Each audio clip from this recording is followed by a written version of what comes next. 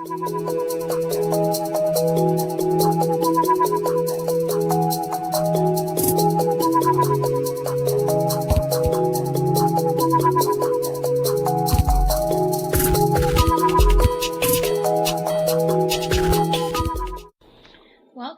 I'm Dr. Sherry Colby, and today we're going to talk about information processing theories.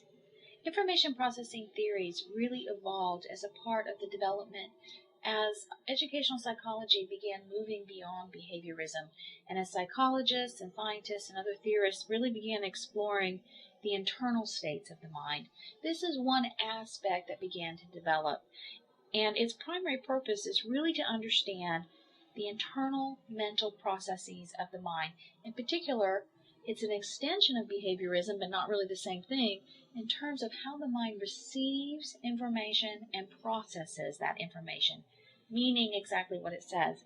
So my purpose today is not really necessarily to provide an historical overview of information processing, rather because it's such an extensive, not theory, but framework or ideology of theories, to really give you some of the basics of information processing in order for you to really begin to interpret those ideas for your own understanding. Like behaviorism, information processing roots back to associationism, in which this idea that theorists were trying to understand how people linked ideas. In behaviorism, that became expressed in the form of stimulus response. In information processing, the extension then is that the mind processes information through associations, and this really taps into the acquisition and storage of memory. And with our modern developments in cognitive neuroscience, these theories are gaining even more appreciation because we understand how the brain works and how the brain really patterns these same theories of information processing and developing important links and association. Our assumptions relative to information processing theories are two main assumptions. One, we're focusing on the internal, not external, like behaviorism and stimulus response. Here it's internal, the internal mental processes, and those processes do have a form of stimulus response, but those processes happen inside the mind. Also, learners are hopefully, or in many circumstances, active seekers and processors of information. And so the learner then determines, and this is somewhat based upon the environment as well, how he or she transforms and rehearses information, how he or she relates information or new information to previously acquired knowledge, and how he or she organizes knowledge to make it meaningful. So in information processing, we clearly believe or understand that yes, there's this relationship between input coming in and the mind receiving it, but it's also very dependent on the person's personal perspectives, what he or she has an interest in, motivation, perhaps even feelings of self-efficacy. There's a lot of other things that come into play that can really be combined with understanding information processing, because the learner isn't just a computer. However, in saying that, there is a certain computer analogy, and you'll see that I'll be using computer images throughout this, in which the mind is, for information processing theories, the mind is very much like a computer, but then there's the human element as well, which really impacts the decision-making process, or what one chooses to attend to or chooses to reject. Critical to understanding information processing is the foundational idea of how the mind receives information. Is that information received? Is it rejected? Is it misunderstood? Is it translated different? Is it in what we could say a foreign language? And I mean foreign language even symbolically or figuratively, meaning that somehow the ideas are not translating into the meaning intended by the speaker or by the whatever has been put forth in terms of information. And so the receiving of information is really critical to how a person processes information. If there's a problem with the receiver, if there's a problem with the line, if you want to say, then we're already going to be subject to judgment errors or misunderstandings or language complications that limit our ability to process information and then ultimately retain it in a meaningful way. You may have heard the term in education schemata. Now, schemata refers to a structure that organizes large amounts of information into some sort of meaningful system. And the larger units are needed to organize smaller bits of information. So it's almost as if ideas are compartmentalized and put in little folders, if you were to imagine folders opening up with different bits of information, but those folders would be interconnected and interwoven into a very intricate web. Our mind, according to educational psychology, has a schemata, and neuroscience has helped us understand that we biologically do have a schemata or an interconnected mind that links information together, links ideas, links other aspects of our mental processing, and that even includes emotion, body regulation, things of that nature. Our schemata develops throughout our life and becomes more and more intricately developed with age. But what's critical to understanding, and this goes back to neuroscience, is we move into adulthood, our schematas or our mental patterns become more rooted, more set, more patterned. And if we choose not to use particular aspects of our mind, or let's say not engage in new ideas or new experiences, we may actually lose particular, our brain cells is as if they are cut off or jettisoned or removed or just become dormant. And that's why it's so critical in learning for us to have a variety of learning experiences in a variety of different ways, and why it's so critical for us to continue to challenge ourselves to think differently. And this is obviously important as we develop through childhood and into adolescence. And for adult learners, it's extremely important because adult learners become very well set, very rooted in their ways. For adult learners to begin to have transformative experiences that challenge them to think differently, because they may be so accustomed to using particular aspects of their mind and not others.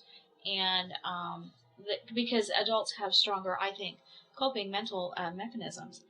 The schemata of our brain organizes large amounts of information into this system, but also teachers can help develop schemata. They can help through logical sequencing because the brain likes structure. So through logical sequencing, teachers can help with that receiving in order for the mind to process through providing step-by-step learning experiences that are broken into small bits that provide connections to previous ideas, previous learning experiences, previous knowledge, or something that the student is familiar with.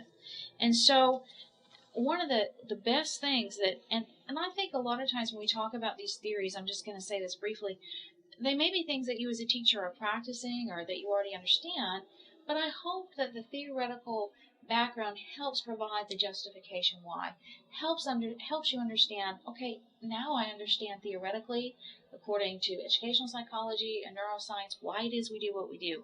So in terms of information processing, the idea is then to break down information into bits through logical structures that could be sequencing, graphic organizers, mind maps, things that help the brain organize information can really improve how individuals process. You also may have heard the term scaffolding, which refers to how a teacher scaffolds or makes something unfamiliar familiar to a student through things that they already understand. And all of this is critical to how the mind processes. I would also say, and this goes back to Piaget, that as we begin to develop and we begin to develop those that web of understanding, we may assimilate or reject information, dissimilate information.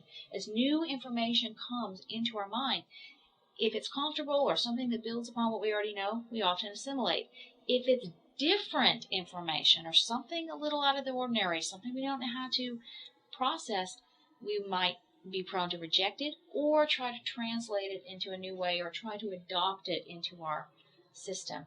Hopefully, we can encourage students to assimilate or find new ways of processing their information instead of just rejecting information and new learning experiences. How we process information is very simple. First, we must be able to register the information, just even recognize it as something tangible, and this is, or something that we can make sense of. And this is real critical in language. If a person has not a fully developed language, or if they're learning a foreign language, just even the register may be problematic. Recognition, that's the next one, being able to note the key features of the stimulus and relate them to already stored information. So first we have to register and then recognize. And finally, this is the one where I think is real critical to pay attention to as teachers, and that is attention. And that is the willingness of the individual, or the ability of the individual, to truly attend to ideas and concepts.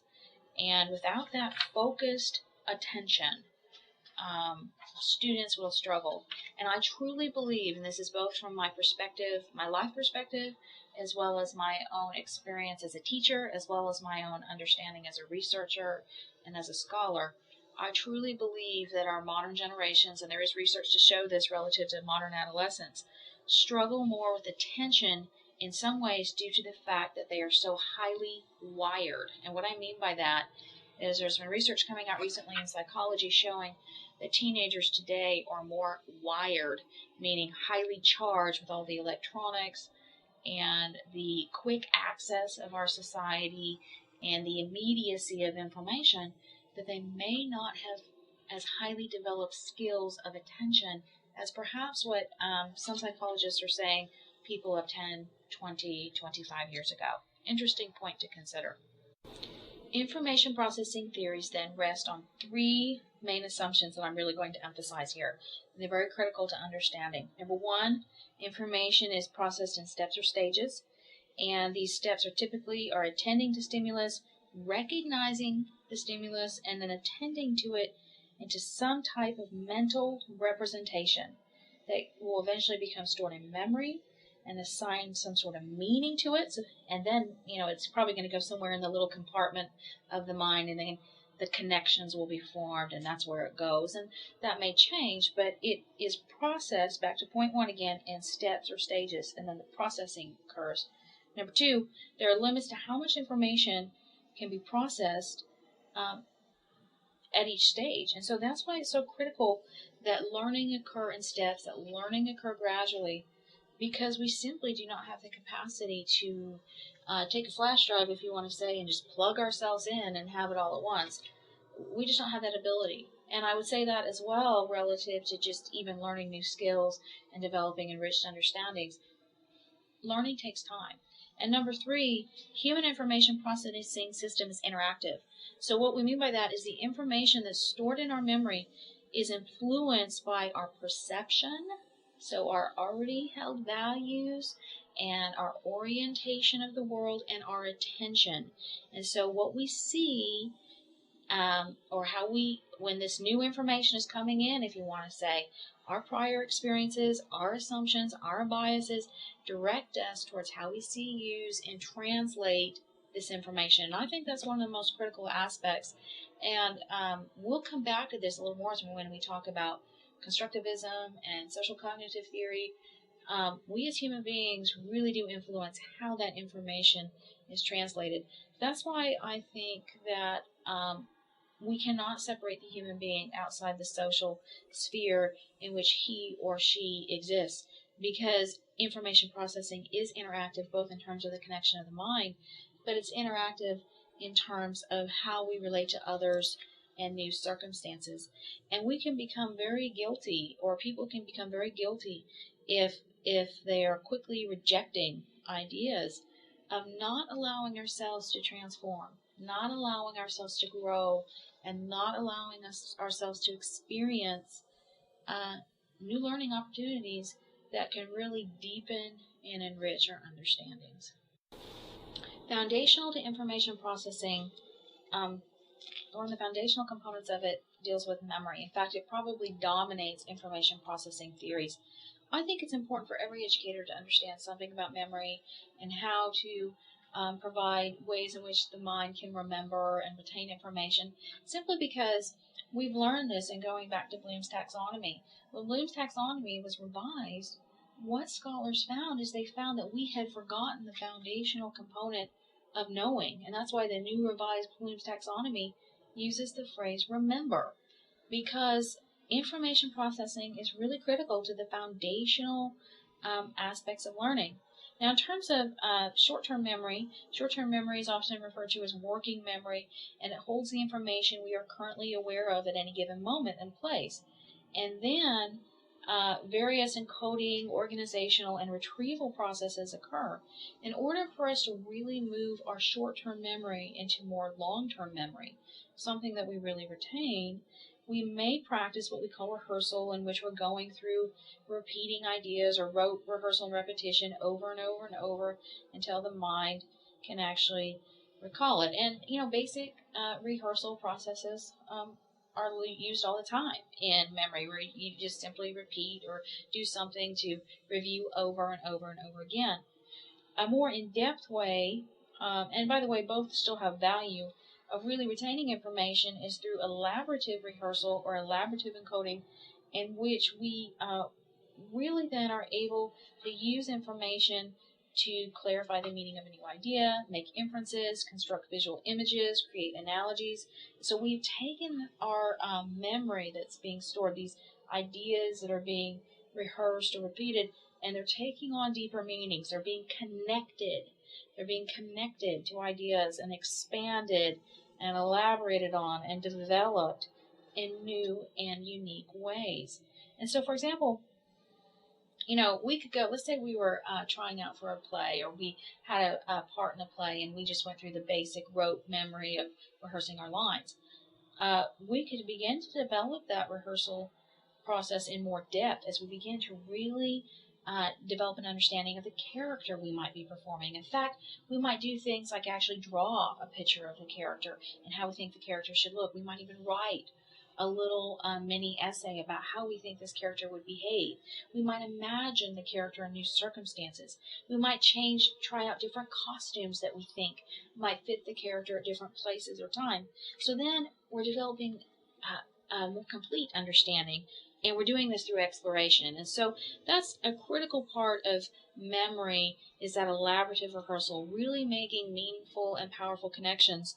And that's what we mean by meaningfulness, in which we really encounter clear, logically organized material, and we consciously try to relate that material to new ideas and experiences that are stored in our long-term memory. That's why graphic organizers and mind mapping and all of those things are so powerful, because it uses the visual encoding, because visuals are so critical. Anytime you can use pictures and images are so critical to our memory. Sensory experiences are critical to our learning. Engaging all of the senses, doing activities are critical to our memory. And all of those things help us to make new connections. And hopefully then we can make those connections more meaningful. So the heart then of information processing refers to memory, and specifically the connections. It goes back to connectionism, those connections that we make, and the interwoven web in which we store information and organize information, and then how we connect that into our own schemata and our own framework. And I would argue that if we are truly to become lifelong learners, then our schemata should not be fixed. Our schemata should be changing, evolving, willing to grow and develop as we grow learning experiences and opportunities. So I'm just going to briefly review a few terms that are helpful. And they're simple terms, but just to kind of get a foundation in terms of informational processing. First of all, recognition involves relating a stimulus to information from long-term memory. So we first have to recognize the information. Attention is influenced by the previous experiences stored in long-term memory. We notice what we expect to be important. We may assimilate, we may process, we may reject. Rehearsal is just that rote way of going over ideas again and again in order to really retain them. By the way, short-term memory is, I just want to say something about young children, that elementary school children obviously have more problems with memory, especially long-term memory. And I would even say there's a difference between middle school and high school in terms of memory. And memory actually improves with age, until ultimately we get old, and hopefully we're able to keep that into our older years. Sometimes that can regress as we get really, really old. But generally speaking, memory improves with age in terms of our ability to remember, and I'm referring to more of the childhood, adolescence. And it's not really till after the age of 7 that children really begin to demonstrate the more of the ability or the act of rehearsing and restoring or retaining information. Organization, this is just the way in which the mind puts material into chunks to make it easier to remember. Meaningful learning, simple concept. We want to relate new information to prior ideas and experiences. You've heard that phrase, relate to prior knowledge. That's why. We want to connect it to things students already know, and hopefully then we can extend beyond the information into something much more in depth.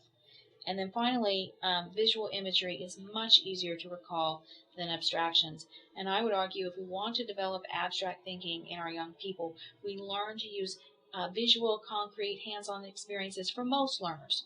There are some people who have natural capacities for abstract thinking, depending upon the topic. But generally speaking, that's a pretty good rule of thumb. I just want to highlight a few other ideas here. And one of the most interesting ideas that I think is out in educational psychology is this idea of what we call the Gestalt. And it was a theory that really came about in the early 1900s in Germany, 1912. Max Wertheimer was really attempting to challenge behaviorism, and through a series of writings that he had, as well as some other colleagues, were trying to argue for this concept that the mind perceives complex phenomenon in terms of holistic views. And since that time, we have come a long way in terms of cognition and educational psychology. But I think that the Gestalt really helps communicate something very important about learning. And it's very simple. The word Gestalt doesn't really have a literal English translation, but it means form, shape, configuration. And what they're really trying to say is that we understand, we can perceive things holistically and still see the parts. So in other words, the sum of the parts is greater than the whole. So we could see a puzzle all put together and then see the individual pieces of the puzzle at the same time. But if we were to take those puzzle pieces and scatter them out all over the floor without any connection, we might have a harder time making sense of those because they are isolated bits. I want to share this with you because this is a very interesting concept to me in terms of my own experiences as a teacher and in terms of something that I think is very helpful for teachers to understand. And that is when we're involved in inquiry kinds of learning experiences or really trying to give students an in-depth research, things that really challenge their creativity, problem solving, things of that nature, we may be involved in what we call inductive reasoning. Inductive reasoning actually takes the parts and puts them into the whole.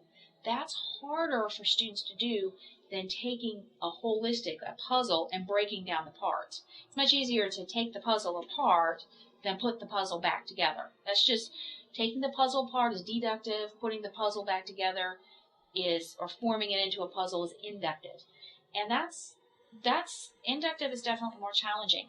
I found that in my own research with 7th graders who, when I tried to get them to do inquiry in history and really delve into history and read primary documents and understand authentic historical material, I found that I had to practice Gestalt, if you want to say, and return them back to the main narrative, the main historical narrative. Here's what happened at this period in time.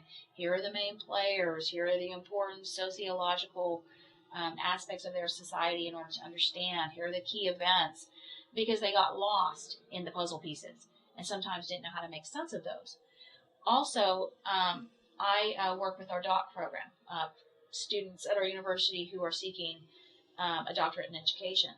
And the kind of research that I do is called qualitative research, which is very, very inductive in nature. We do not just crunch out numbers. We actually seek to understand the phenomenon of school, the phenomenon of students, the phenomenon of learning, the cultural experiences of the people we study through case studies, through more in-depth interviews. We try to get in the field and become more involved through observation. It's not necessarily a statistical number crunching experience. And so as a result of that, the research that I do is very inductive. And one of the things I do is I teach that research then to students at our university who are seeking a doctorate in education, and I have to teach them inductive reasoning because we have been so, generally speaking, I would say, as a people, in terms of the way our educational system has been established, we have been taught deductive reasoning more than inductive reasoning, and deduction is very powerful, and I sometimes think we're not even teaching deduction well enough. But I think there's a place for more inductive kinds of reasoning activities.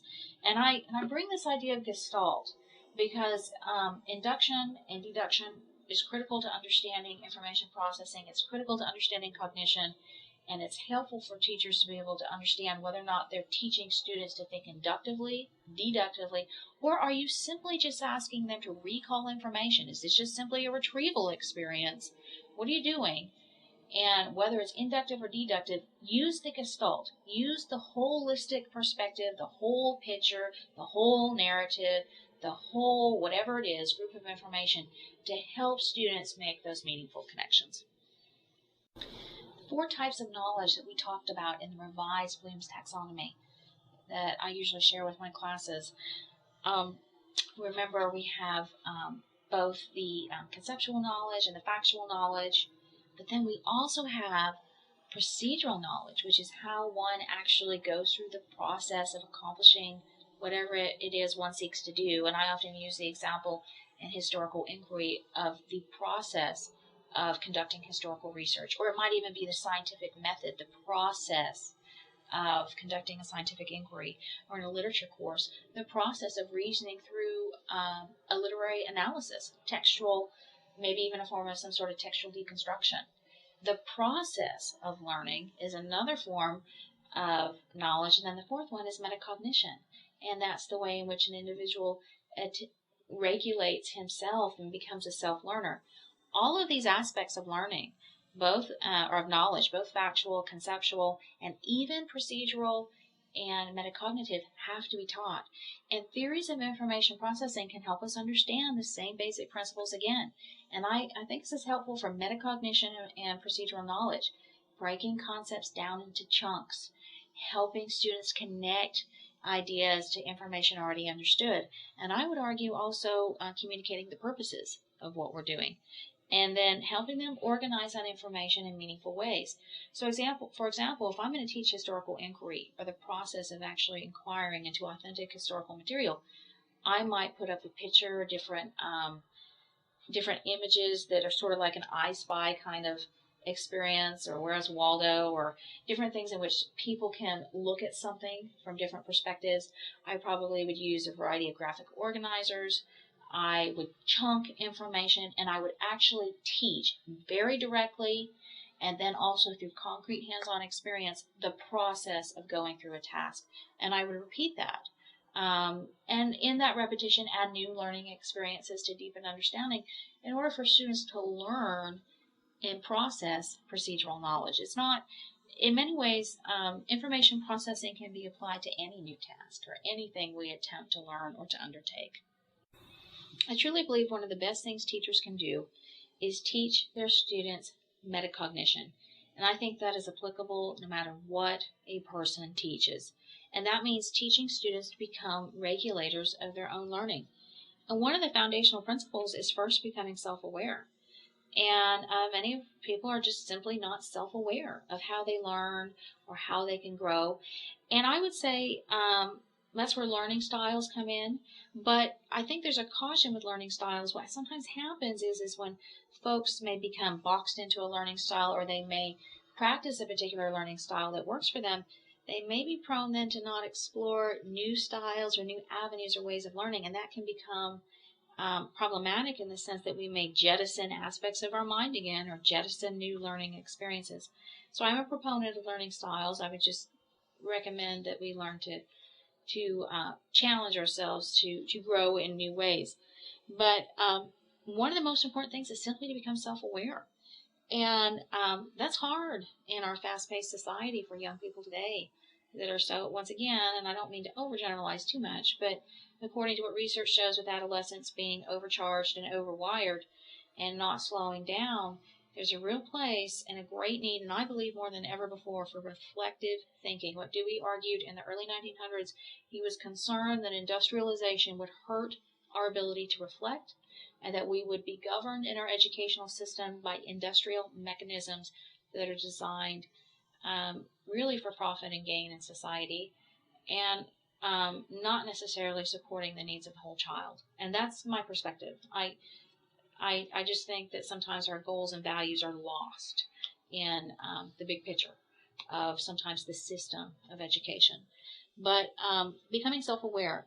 And so this is self-aware of our own orientations, how we think, how we perceive, self-aware of our desires, our interests, our goals, self-aware of what we're learning, what we're attending to. And journaling is one of the most critical ways in which we accomplish this. Now, granted, I have seen journaling activities done for teachers over the years. I've used them myself. The value of it is obviously dependent upon the learner. People can simply go through the boxes, fill out their journal, give it to the teacher, and it can mean absolutely nothing. And hopefully we can inspire and instill in our students the purpose of why we're asking them to keep journals, and hope that this can become a reflective learning experience. And I truly believe the culture of our modern education system, in which we become very standardized and very prone to checking boxes, filling out things, and just sort of going through routines, almost like a computer simulation, that sometimes just the value of reflective learning is just not appreciated. Once again, that's a perspective. But self-awareness is absolutely critical, and taking the time to be self-aware. So journaling is very effective.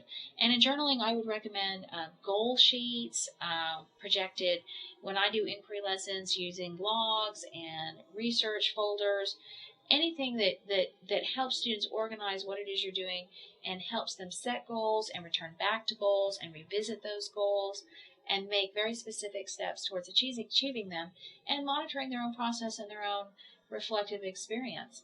And journals don't have to just be written journals. They can be audio, digital journals. I've used video and audio journals with students. They really like that.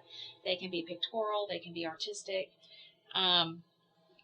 Also, dialoguing with others, I think, is critical to metacognition. A lot of times it's thought of as this independent thing, but we learn as members of the social community, and really being able to engage learning experiences with others can help us metacognitively reflect. And as well as ultimately the goal of metacognition is to do what Vygotsky said, which is to develop our own inner speech. And inner speech is where it's as if a person is talking through in their own mind their own learning experience. And the more that inner speech becomes highly developed, the more children or people are able to really truly regulate their own learning experiences. They're not just imitating or modeling or socially collaborating, but they're becoming true inner regulators and true developers and explorers of their own learning experiences. One of the most important ideas I hope that is gained not only from this lecture file but generally throughout the course is the power of variety of learning experiences. That one of the best things we can do as learners and teachers who are guiding learners is to help people learn in new and interesting ways. Learning should not just be one way. And Thorndike said this many years ago, the well-known educational psychologist, that we should do a variety of different things, whether it be writing, speaking, singing, acting out, rehearsing, memorization, games, exploring ideas in new ways, inductive and both deductive reasoning. The more we can challenge ourselves through a variety of different experiences, abstract and concrete thinking, hands-on, both reflective, whatever those things are, the more variety, the more ways in which we challenge ourselves and we encourage our students to learn, the more we increase the mind's capacity to learn even more, and the deeper and more enriched our schematas become. In closing, I'd like to offer suggestions then. And they're implied, but suggestions for how to really help your students become efficient information processors? First of all, I would encourage developing and using a variety of techniques to attract and hold attention, and really giving students an opportunity to practice and refine their skills in maintaining attention. Attention, once again, is a skill that needs to be taught. And obviously this comes from being aware of what catches students' attention and helping students understand what captures their own attention. Now, sometimes this can be overdone in the sense that I think sometimes we, in education, I've seen this done where we try to become so entertaining. And by the way, I think there's a great place for humor and fun in a classroom. But sometimes we can try this so much that we may not be teaching students how to work at attending to ideas. There is a certain amount of work involved in being able to focus, and teaching that work in positive, meaningful, risk-free, and I would say engaging ways is very critical. In order to maintain attention, we need to emphasize the utility of learning new ideas and providing opportunities for students to learn new ideas. So obviously basic skills need to be taught, but then we need to be able to expand those basic skills through meaningful learning activities, meaningful that provide those connections.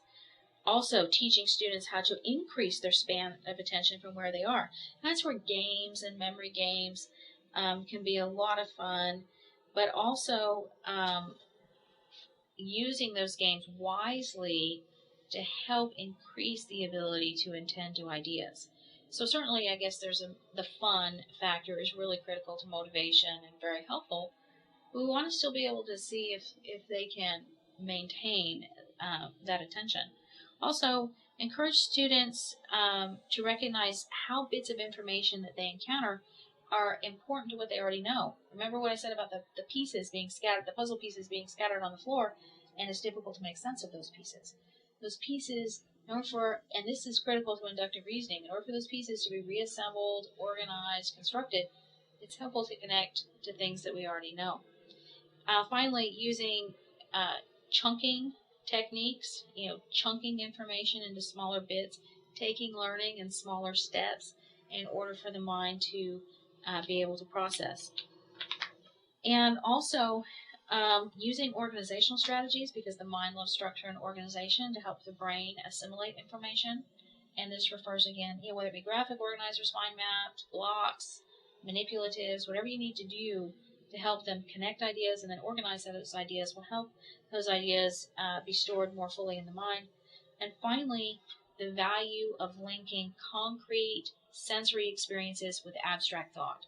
This is critical. Like I said, this is critical for most learners. I would just simply say that there are some learners who, and this goes back to my understanding of Myers-Briggs typology, and of course this is probably more so, especially for the adult learner, but there are learners who have strong dispositions towards abstract learning, and as they move into later adolescence and into adulthood will demonstrate those dispositions and will want to talk about ideas for ideas' sakes without the gimmicks. There are people like that, and then there are people who like ideas for ideas' sake and still enjoy the gimmicks. And I don't mean to degrade concrete learning by calling it a gimmick, but for most people, the concrete sensory experiences are really critical.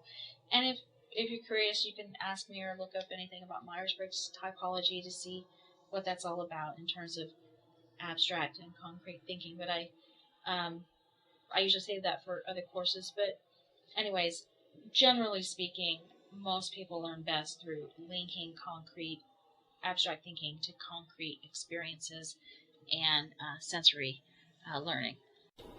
This concludes our lecture on information processing, and I thank you for your time.